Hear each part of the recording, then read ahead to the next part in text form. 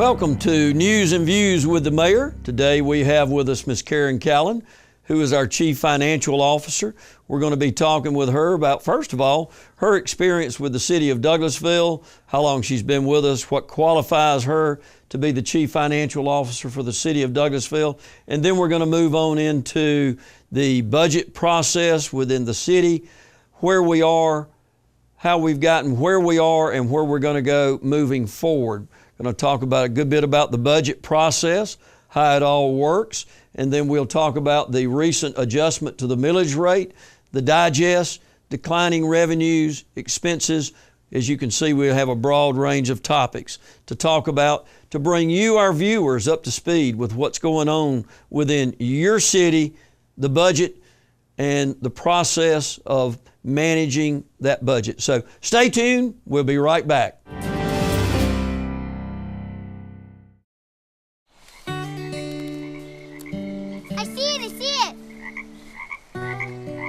There are some moments only the forest can inspire. Find yours at discovertheforest.org. Welcome. We're here with News and Views with the Mayor, and today we have with us Ms. Karin Callan, City's Chief Financial Officer, who we're very fortunate to have. And Ms. Callan's been with the city, I believe, about 10 years now. But Ms. Callan, welcome. Glad to have you with me this morning, and like to open up and get a little information about you. So if you will, tell our viewers a little bit about yourself, how long you've been with the city, a little bit about your educational background, and then some of your certifications. So tell us a little bit about you before we get started and talk about the city's finances. All right, I've been with the city for almost 12 years now.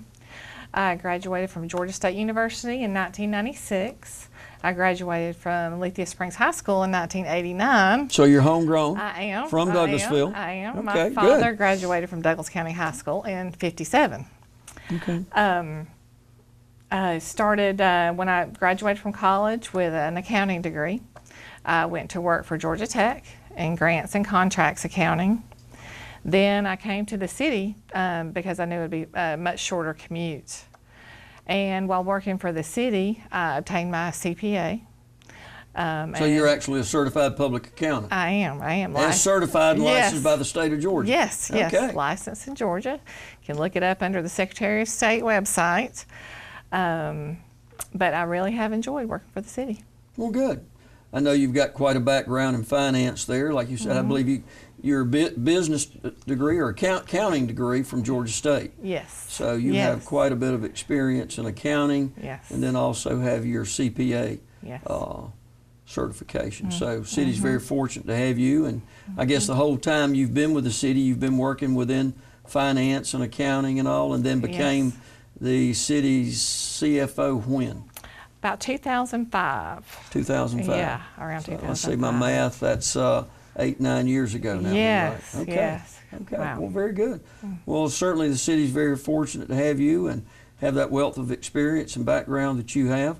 So, with all that, let's get into and talk a little bit about the city's finances. And if you've been the CFO for right at 9 years now, you've got a good background and a good history on the city's finances and where we've been, where we are, and we'll talk a little bit towards the latter part of the program on where we're going and where we want to go and how we're going to get there. So let's talk about the budgeting process itself, because that's what we want to talk about this morning. The city's finances, the budgeting process, a little bit about how it works, and then certainly for our viewers out there, because I know it's of great interest, the adjustment in the millage rate that we've recently made and the whys that we had to do that and where we're going moving forward. So let's talk a little bit about the city's finances as a whole. Tell me a little bit about that. How do we look at the city's finances, the budget process? What's involved in that? We are on a fiscal year, so our fiscal year starts July 1 and ends June 30. So about February or March, we start the budget process for the upcoming fiscal year. What we do is we start from the ground up. We don't. We make each department head justify all their current expenses.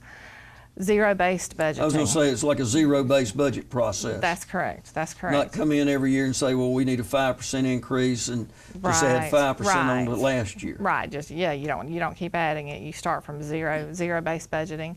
But what I do is I will project revenues first, because in governmental accounting, you have your revenues have to equal your expenses, and that's different from the private sector. So I project revenues, and that is a guide to the departments on after they finish their budgeting process, how much we are going to have to cut. But also we do a 5-year capital plan that we incorporate into our annual budget. Okay, let's talk just briefly about the 5-year capital plan. Is that something that has been we've implemented a little bit more this year than it has been in the past? Is that correct? Yes, that's correct. And tell me, let's talk about the purpose for that. Why would you want to project 5-year needs and a capital plan and a budget, and why is that important? It's important from a long-range point of view.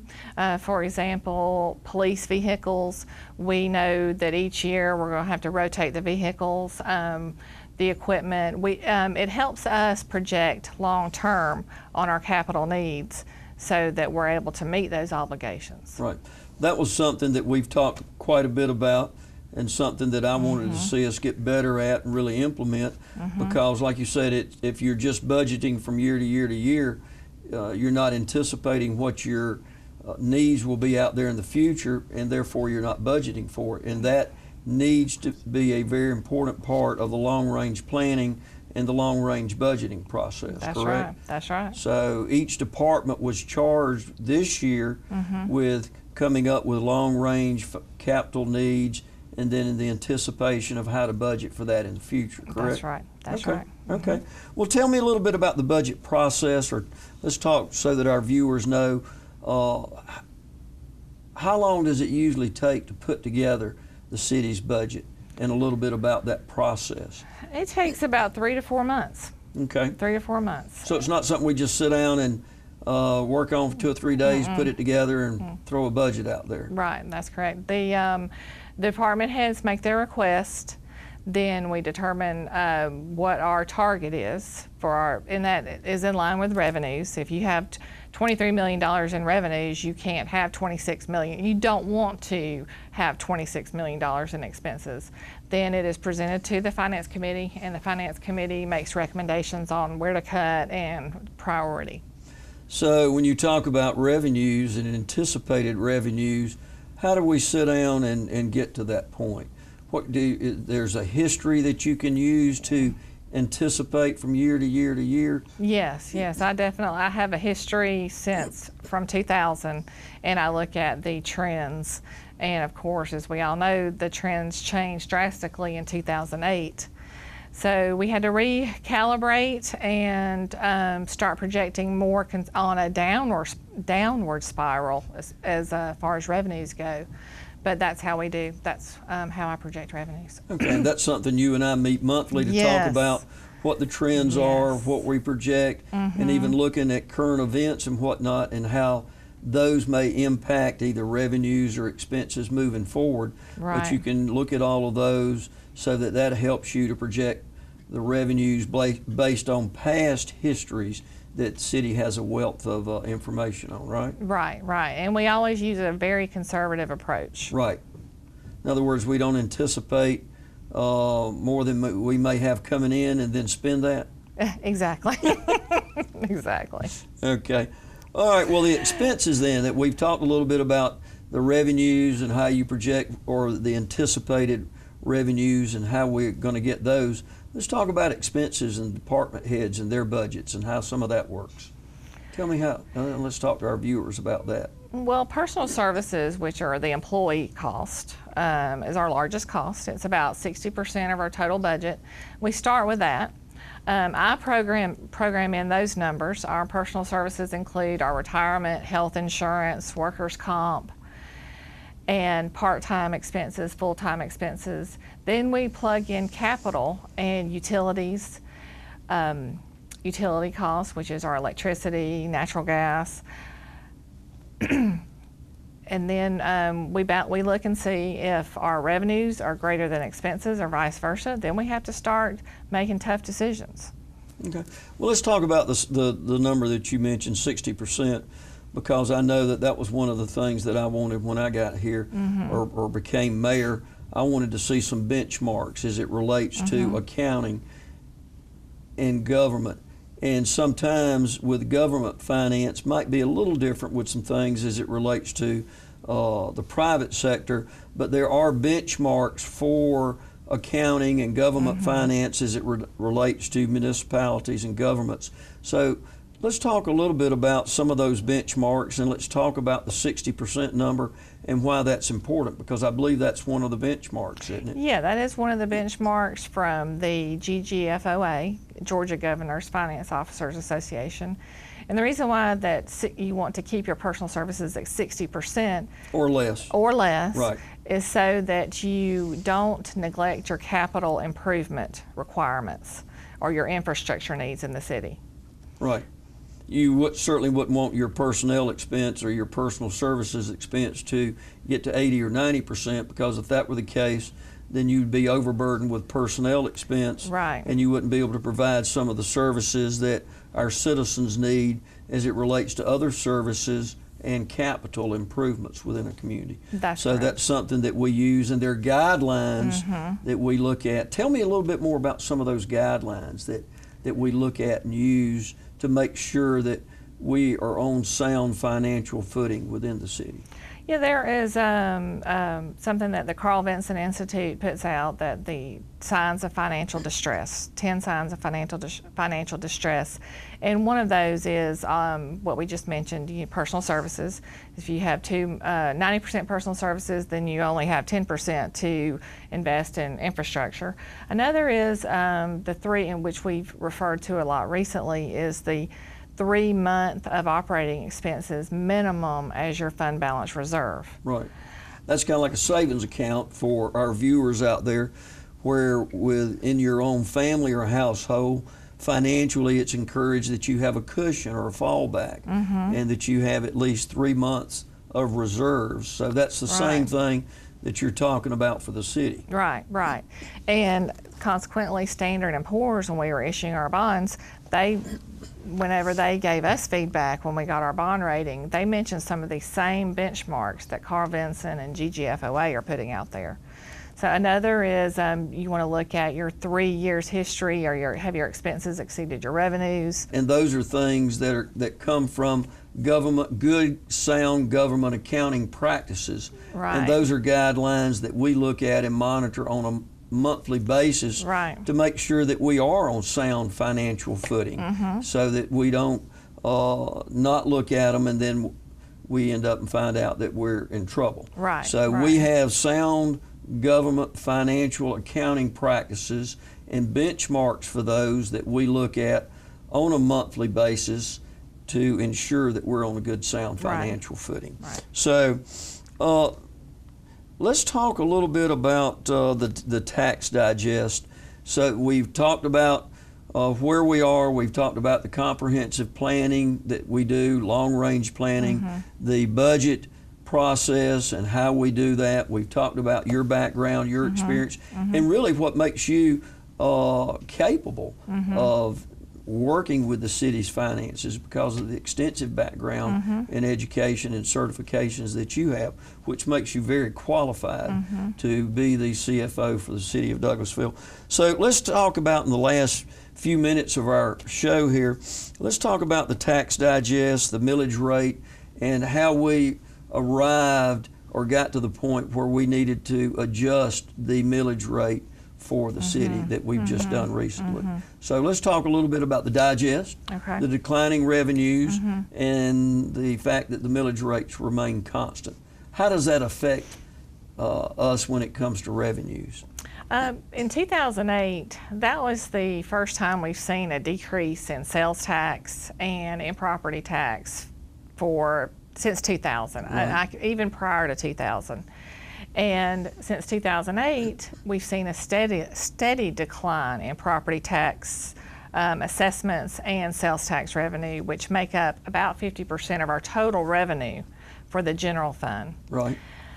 Since then, The mayor and council felt that it was very important to keep the millage rates steady and not go up. A lot of the other Douglas County had a tax increase. I believe the Board of Education had a tax increase, but the city of Douglasville kept the millage rate at the same rate for the past almost 14 years. Right.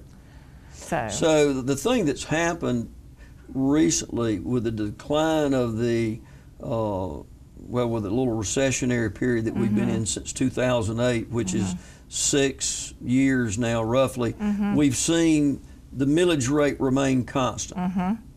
We've seen the digest go down. Right. And as a result of that, the millage rate times the digest, which is where we get our tax revenue, Right. we've seen a declining income stream, if you will, as it relates to property taxes. Right. Right. So then also we've seen a decline in other sources of revenue, permit fees, Oh, yes. sales tax. Yes. So we've seen that revenue stream constantly decline.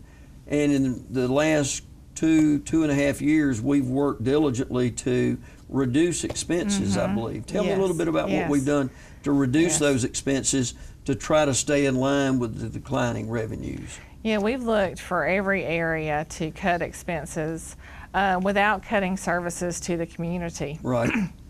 For example, health insurance expense. You came in and we decided to bid outside health insurance. And by doing that, we saved at least $500,000. And that's just 1 year. By the time you add that up cumulatively, that's over $1 million. Right. Because health insurance has gone up steadily since I've been CFO for the city of Douglasville. Right. Also, we have changed some of our retirement expenses and saved some money there. We have consolidated positions. Like you mentioned, the building permits were down, so there were some opportunities in that department to consolidate some positions. We have not had any furloughs, so or employee layoffs. So that's good. Another area that we were able to save some money was when we refinanced the debt with the golf course, correct? Yes. We refinanced the golf course, and over the life of that loan, it's over $1 million that we've saved. Okay. And then when we were doing that, because of a lot of the things and the practices that we put in place, we're able to raise our bond rating with Standard & Poor's, I believe, correct? Right, we did. Which allowed us to save even an additional amount on the bond refinance. Yes. So we've done a lot of things to reduce the debt, even though we've seen the declining revenues as a result of the declining tax digest. And then with the millage rate remaining constant, but there comes a point in time which you have to adjust the millage rate to change the revenue stream on the downward spiral. Right. So that was the reason that we've had to adjust recently the millage rate so that we can still maintain the level of services to our community as it relates to garbage pickup, streets and sanitation, public safety, and the many other areas of services, parks and recreation that we provide to our community.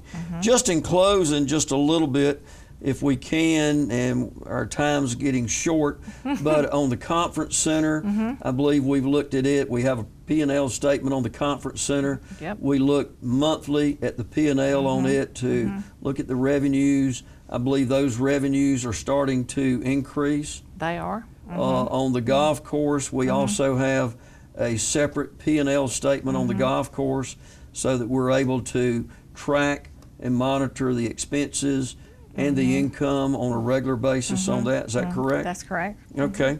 So we've done a lot of things to reduce expenses, to decrease the overhead, and we're looking forward to a change in the economy where we start to see the revenues go back up because of an increase in activity within our community. But in the meantime, I believe you're doing a great job to monitor the expenses so that we help keep those in line. And we just finished the budget process. It started July the 1st, right? Yes. And it won't be too many more months before we'll be getting ready to start it for Yes. The next month. Yes. So in closing, Yes. Ms. Callan, any Yes. comments you'd like to help with our viewers, or anything No, that you'd thank like to you. add other than some of what we've covered? I know we've had a very short period of time to cover a lot of information. Yeah. No, I think you got it. I think you got it all. Thank you, Ms. Callan, for joining us on today's edition of News and Views with the Mayor. And to the viewing audience, thank you for joining us, and we will see you next time on News and Views with the Mayor.